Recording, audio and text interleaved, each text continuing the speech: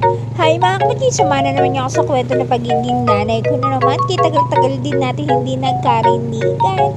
At dahil nga sa mga ilang buwan na dumaan, eto muna yung masasayang araw na dumaan sa buhay namin mag-iina mga kamamang wagi.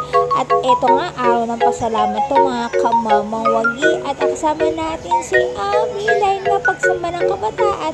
At pasalamat namin sinama ko si Abby mga kamamang wagi. Pagkatapos ng pasalamat nga pala namin mga kamamang wagi, nagkaayaan kumain dito sa may restaurant na to na paborito namin lahat mga kamamang wagi, pwede sa bata at senior. Ano pa ba, at nakita naman nyo kung saan na to mga kamamang wagi. Kasama ko nga pala yung mga kapatid ko, syempre ang aking mga cute mga pamangkin. Tingnan ninyo mga kamamang wagi kung gaano sila kagugulo. Ganito talaga kapag sama-sama mga kamamang wagi. Once in the blue moon talaga kami magkasama-sama. At ayan nga pala si Arvin, ang haba ng bigote.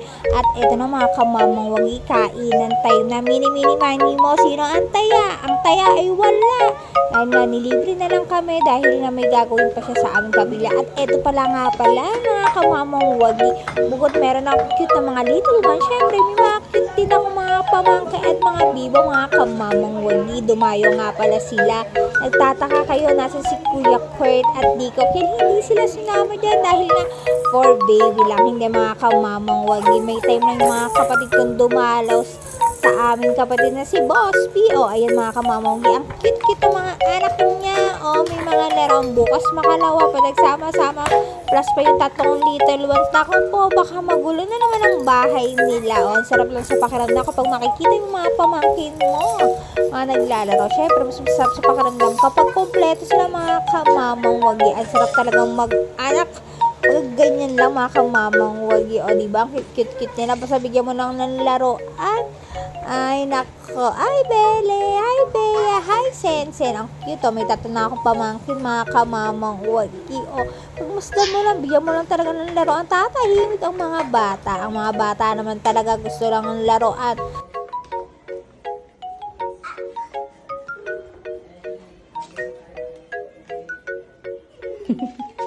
Dadarik.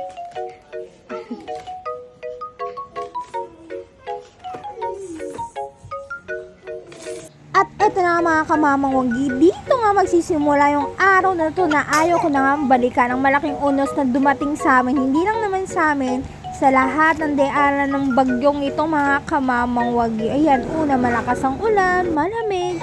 Siyempre high tide lang. Ito nga palang kwarto namin mga kamamang wagi. Ito na yung pinaka-part ng bahay namin ng pinakamataas. At iyan na nga, pinasok na nga kami plus high tide. At nangangamba na nga ako niyan, mga bandang tanghali na yan mga kamamang wagi. At tumataas pa. Siyempre iisipin ko muna ang safetyness ng aking mga anak, lalo na may baby ako mga kamamang wagi. At hindi ko na nga napigilan, to the rescue na ang aking kapatid. Buti na lang may mataas na lugar kung saan siya nakatira. Talagang mataas talaga ang tubig dito mga kamamang wagi, kaya nagbangka na kami mag-asawa dahil hindi na namin kayang lakarin. At eto na, to the rescue na yung kapatid ko at nakasakay na rin kami. Nakapagpahinga na rin ang ating mga little one. Ang hirap talaga kapag may baha, lalo sana yung baha malinis, yung amoy. Yun din pinapangamba ko mga kamamang wagi. After 2 days mga kamamang wagi, makakauwi na kami dahil bumaba na nga yung baha sa amin.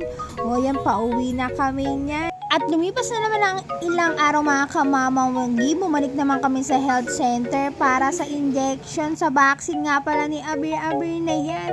Pagkatapos ng baha mga kamamang wagi, nagkaroon naman ako ng 3 araw na masakit ang ulo ko na may mataas na lagnat. Hindi ko malaman kung nabinat na ba ako nun mga kamamang wagi. Ang pait-pait ng panlasa ko, parang ayoko talagang kumain.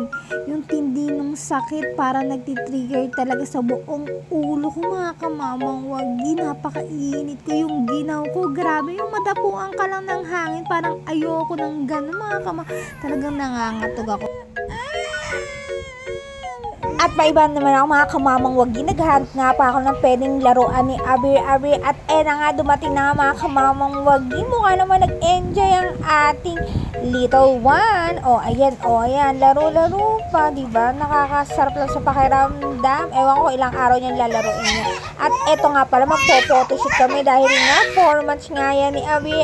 Ayan, gusto palang nakadapa. Mukha naman nag-enjoy siya sa binili namin. Cute ang Abi namin. Kaya na yan dumapa at magsisimula na rin pala siyang kumain. At eto pa nga mga kamamang wagi, nagulat ako dahil nga nagngingipin na pala siya. Palabas na ang kanyang ngipin. Ang sarap-sarap ng tawa. Sa iba naman ang hindi mawawala ng pagod kapag ganyan ang tawa ng ating little Abi na yan. Ang laki na niya, parang kilala naglilihi ako. Yun lang.